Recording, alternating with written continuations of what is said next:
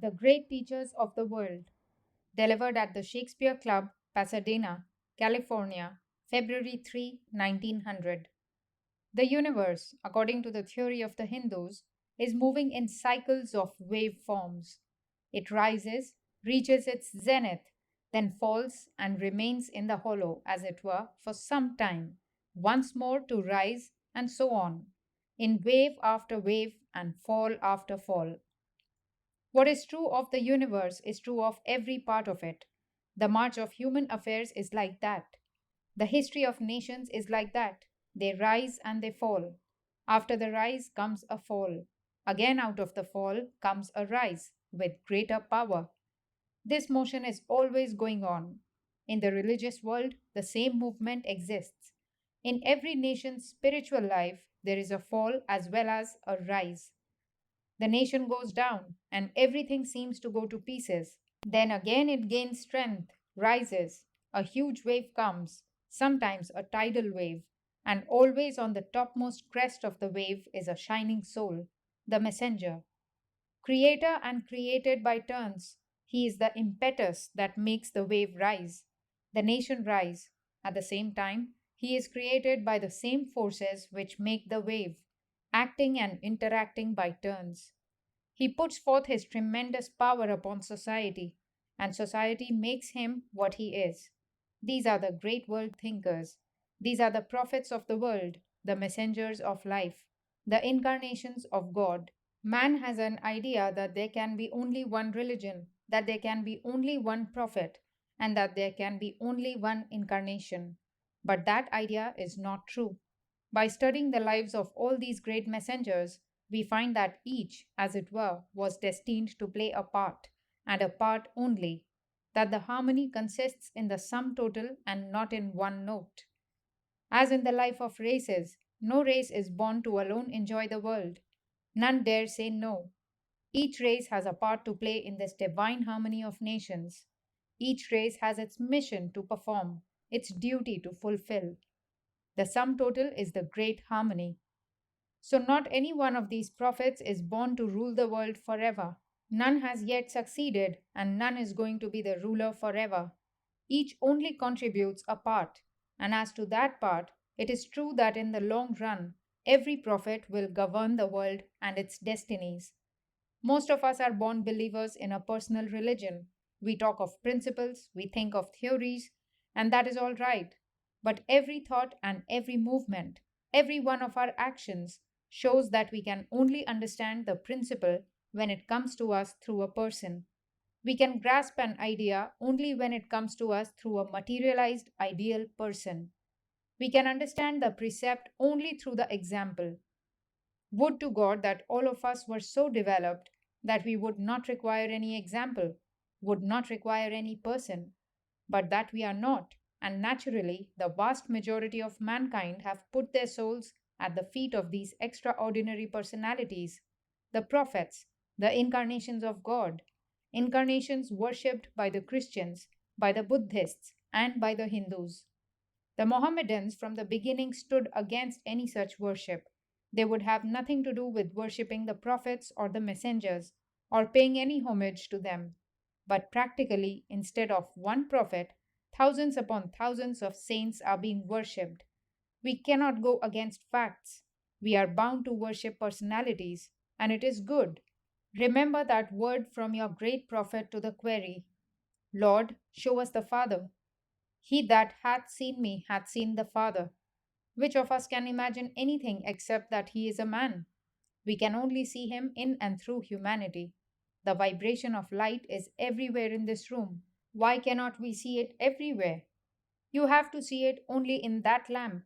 God is an omnipresent principle everywhere, but we are so constituted at present that we can see him, feel him, only in and through a human God. And when these great lights come, then man realizes God. And they come in a different way from what we come.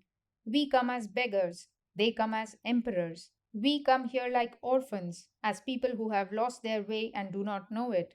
What are we to do? We do not know what is the meaning of our lives. We cannot realize it. Today we are doing one thing, tomorrow another. We are like little bits of straw rocking to and fro in water, like feathers blown about in a hurricane.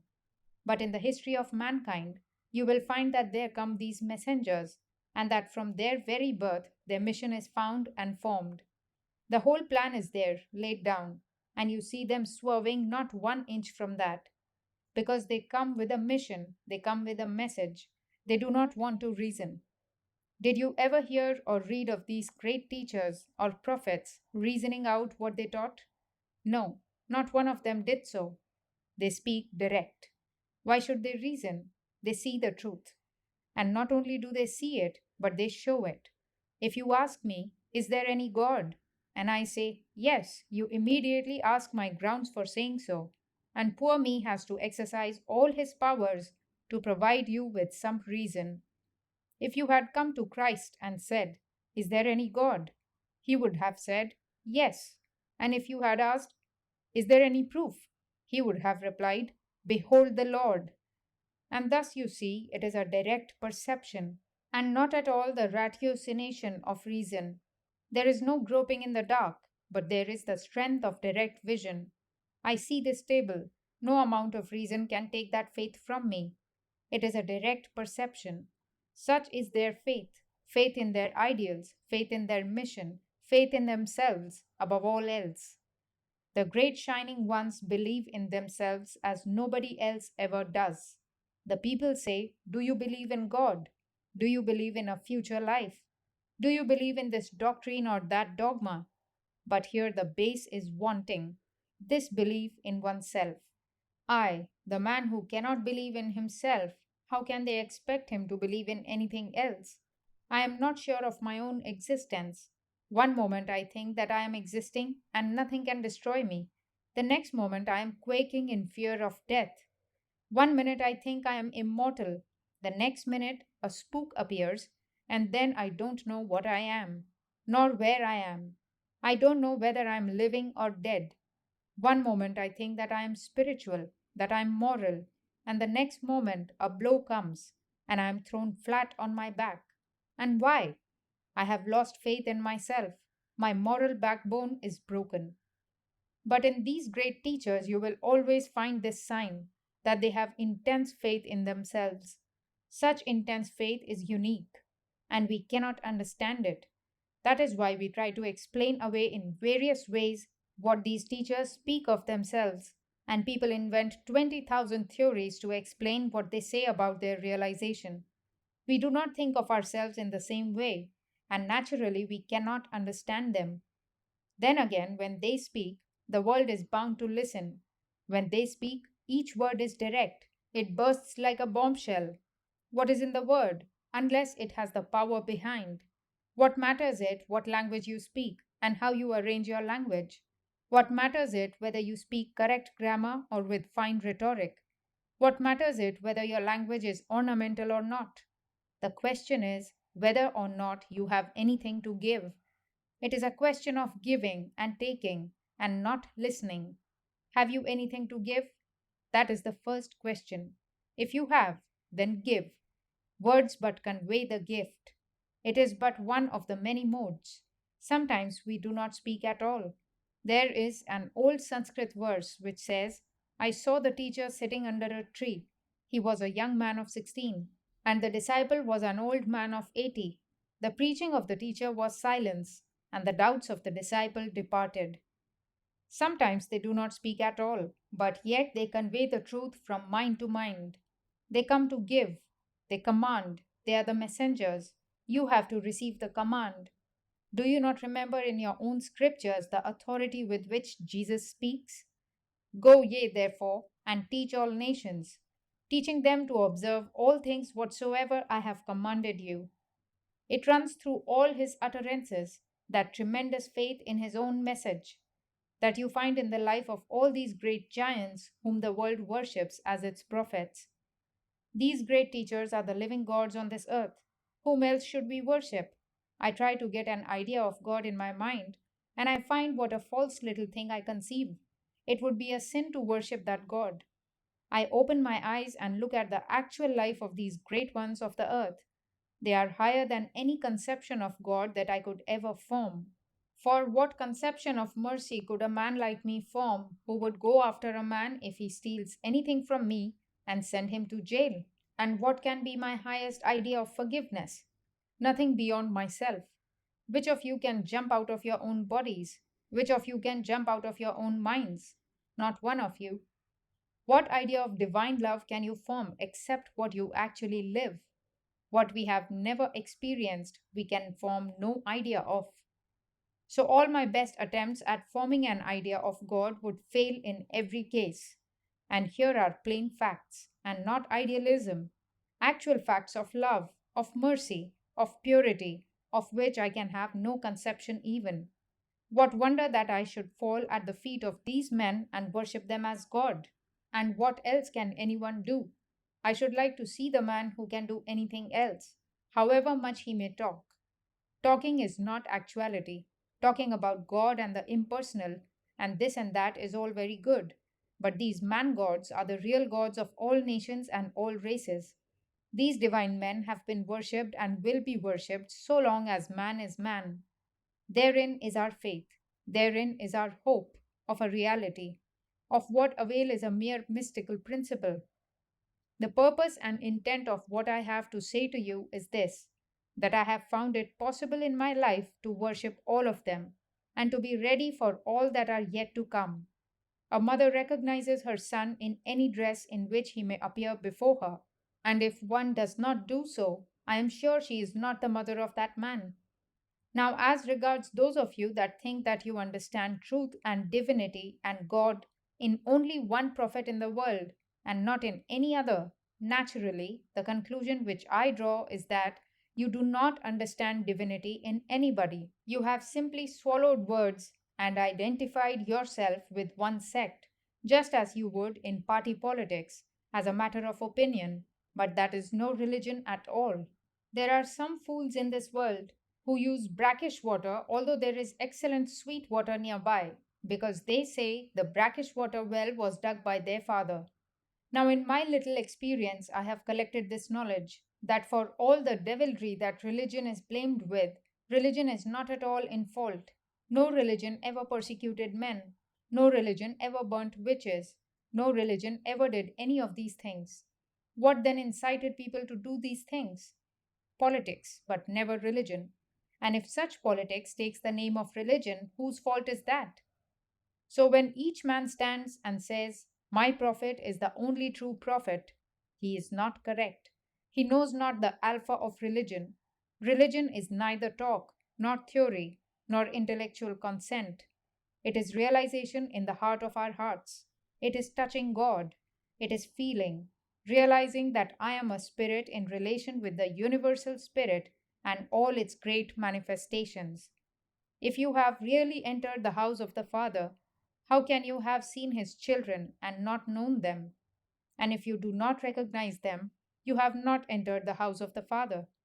The mother recognizes her child in any dress and knows him however disguised. Recognize all the great spiritual men and women in every age and country and see that they are not really at variance with one another. Wherever there has been actual religion, this touch of the divine, the soul coming in direct sense contact with the divine, there has always been a broadening of the mind which enables it to see the light everywhere. Now, some Mohammedans are the crudest in this respect and the most sectarian. Their watchword is, there is one God, and Muhammad is his prophet. Everything beyond that not only is bad, but must be destroyed forthwith, at a moment's notice. Every man or woman who does not exactly believe in that must be killed. Everything that does not belong to this worship must be immediately broken. Every book that teaches anything else must be burned. From the Pacific to the Atlantic, for 500 years, blood ran all over the world. That is Mohammedanism. Nevertheless, among these Mohammedans, wherever there has a philosophic man, he was sure to protest against these cruelties. In that he showed the touch of the divine and realized a fragment of the truth. He was not playing with his religion, for it was not his father's religion he was talking, but spoke the truth direct, like a man. Side by side with the modern theory of evolution, there is another thing, atavism. There is a tendency in us to revert to old ideas in religion. Let us think something new, even if it be wrong. It is better to do that. Why should you not try to hit the mark? We become wiser through failures. Time is infinite. Look at the wall. Did the wall ever tell a lie? It is always the wall. Man tells a lie and becomes a god too. It is better to do something. Never mind, even if it proves to be wrong, it is better than doing nothing. The cow never tells a lie, but she remains a cow all the time. Do something. Think some thought. It doesn't matter whether you are right or wrong, but think something. Because my forefathers did not think this way, shall I sit down quietly and gradually lose my sense of feeling and my own thinking faculties? I may as well be dead. And what is life worth if we have no living ideas, no convictions of our own about religion? There is some hope for the atheists because though they differ from others, they think for themselves. The people who never think anything for themselves are not yet born into the world of religion.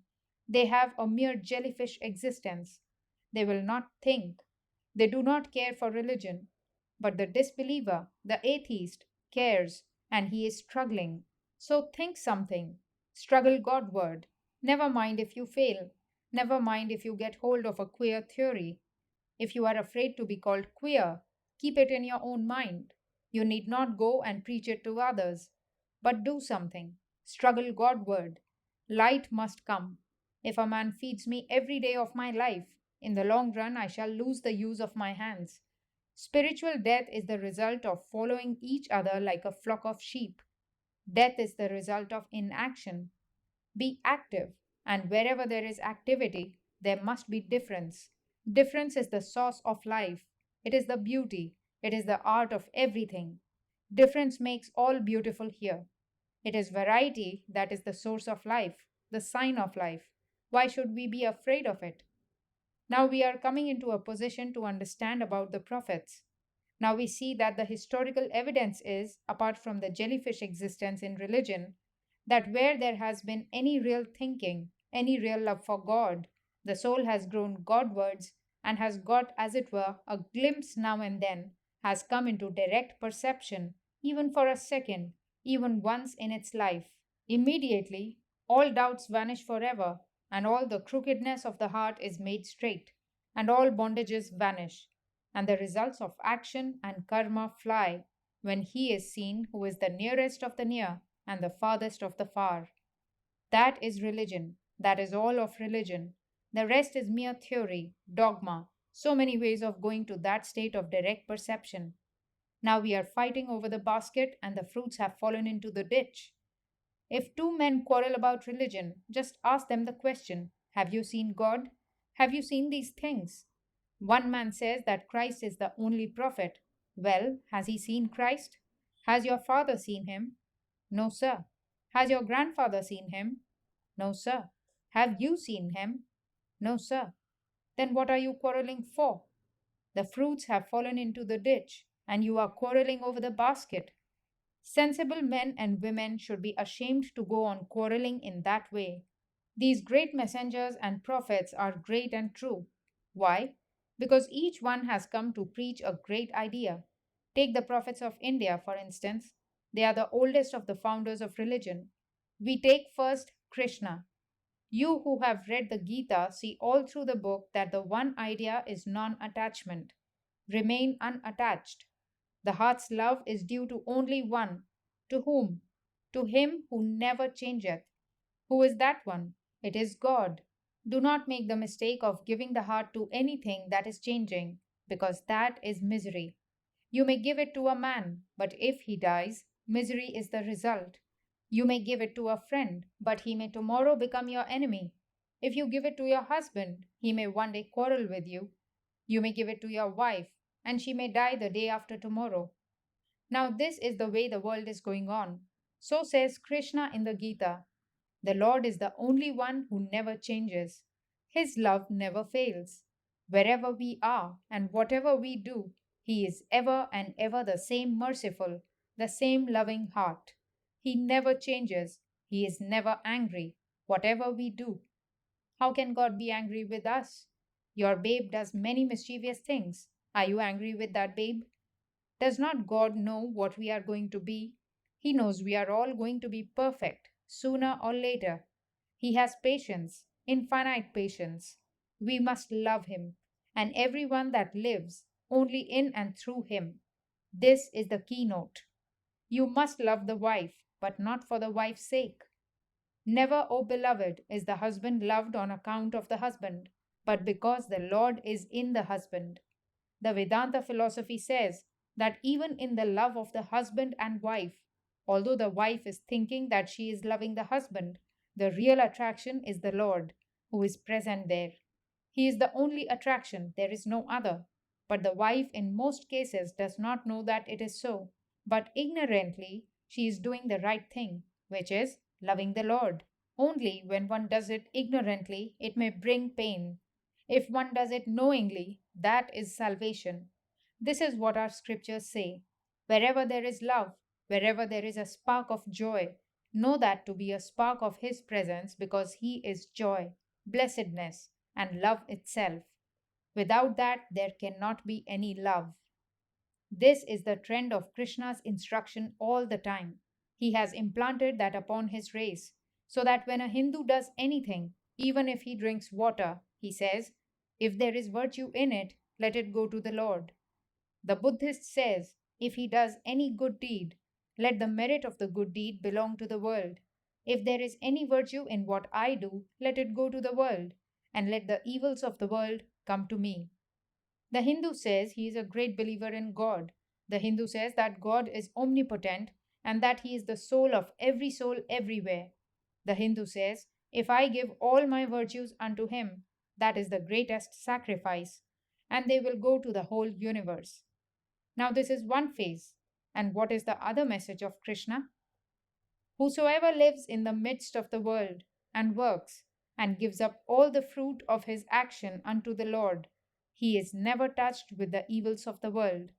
Just as the lotus, born under the water, rises up and blossoms above the water, even so is the man who is engaged in the activities of the world, giving up all the fruit of his activities unto the Lord. Krishna strikes another note as a teacher of intense activity. Work, work, work, day and night, says the Gita. You may ask, then where is peace? If all through life I am to work like a cart horse and die in harness, what am I here for? Krishna says, yes, you will find peace. Flying from work is never the way to find peace. Throw off your duties if you can and go to the top of a mountain. Even there, the mind is going, whirling, whirling, whirling. Someone asked a sannyasin, sir, have you found a nice place? How many years have you been traveling in the Himalayas? For 40 years, replied the sannyasin. There are many beautiful spots to select from and to settle down in. Why did you not do so? Because for these 40 years my mind would not allow me to do so. We all say, let us find peace, but the mind will not allow us to do so. You know the story of the man who caught a Tartar.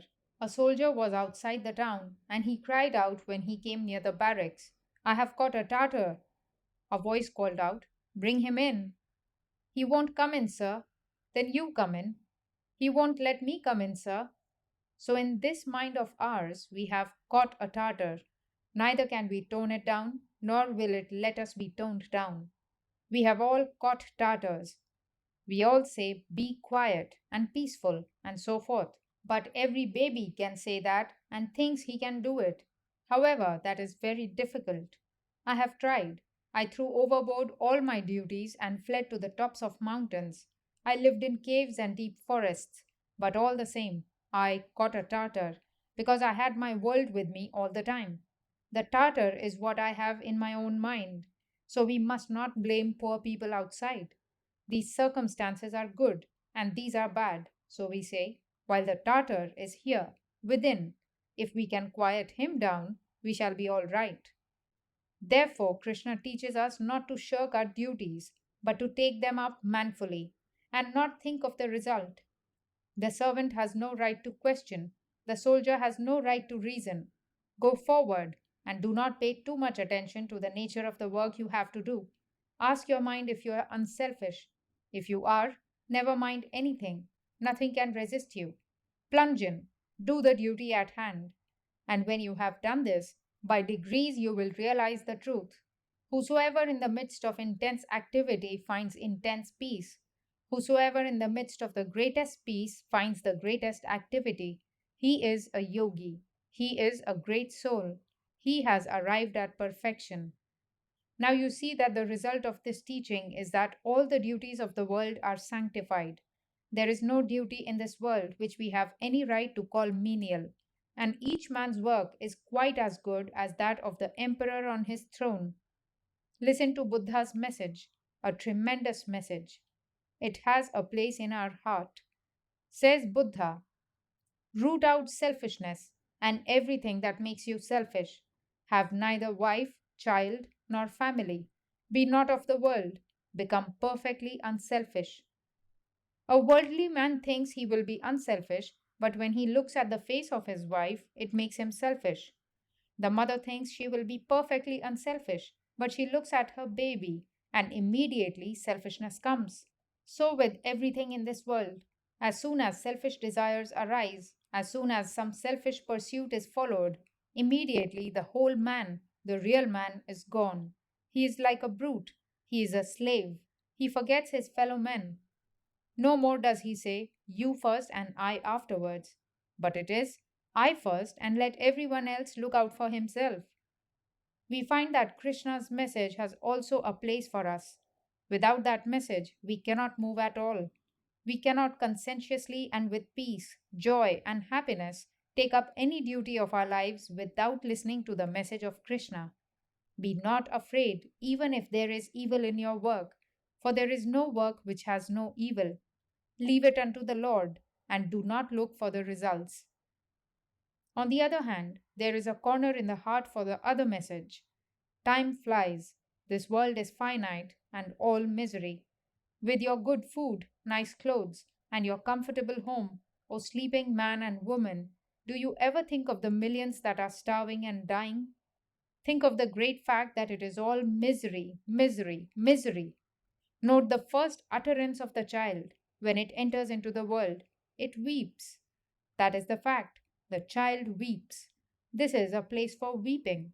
If we listen to the messenger, we should not be selfish. Behold another messenger, he of Nazareth. He teaches, be ready, for the kingdom of heaven is at hand. I have pondered over the message of Krishna and am trying to work without attachment, but sometimes I forget. Then suddenly comes to me the message of Buddha. Take care, for everything in this world is evanescent, and there is always misery in this life. I listen to that, and I am uncertain which to accept. Then again comes like a thunderbolt the message. Be ready, for the kingdom of heaven is at hand. Do not delay a moment. Leave nothing for tomorrow. Get ready for the final event, which may overtake you immediately, even now. That message also has a place, and we acknowledge it. We salute the messenger, we salute the Lord. And then comes Muhammad, the messenger of equality. You ask, what good can there be in his religion? If there were no good, how could it live? The good alone lives, that alone survives. Because the good alone is strong, therefore it survives. How long is the life of an impure man? Even in this life. Is not the life of the pure man much longer? Without doubt, for purity is strength. Goodness is strength. How could Mohammedanism have lived? Had there been nothing good in its teaching? There is much good. Muhammad was the prophet of equality, of the brotherhood of man, the brotherhood of all Mussalmans. So we see that each prophet, each messenger has a particular message. When you first listen to that message and then look at his life, you see his whole life stands explained, radiant. Now, ignorant fools start 20,000 theories and put forward, according to their own mental development, explanations to suit their own ideas and ascribe them to these great teachers. They take their teachings and put their misconstruction upon them. With every great prophet, his life is the only commentary. Look at his life. What he did will bear out the texts. Read the Gita, and you will find that it is exactly borne out by the life of the teacher. Muhammad, by his life, showed that amongst Mohammedans there should be perfect equality and brotherhood. There was no question of race, caste, creed, color, or sex. The Sultan of Turkey may buy a Negro from the mart of Africa and bring him in chains to Turkey, but should he become a Mohammedan and have sufficient merit and abilities, he might even marry the daughter of the Sultan. Compare this with the way in which the Negroes and the American Indians are treated in this country. And what do Hindus do? If one of your missionaries chanced to touch the food of an orthodox person, he would throw it away.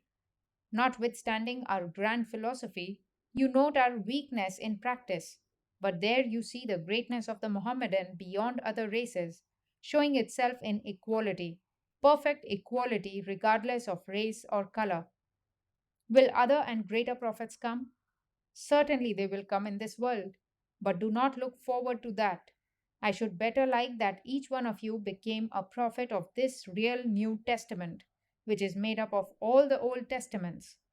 Take all the old messages, supplement them with your own realizations, and become a prophet unto others.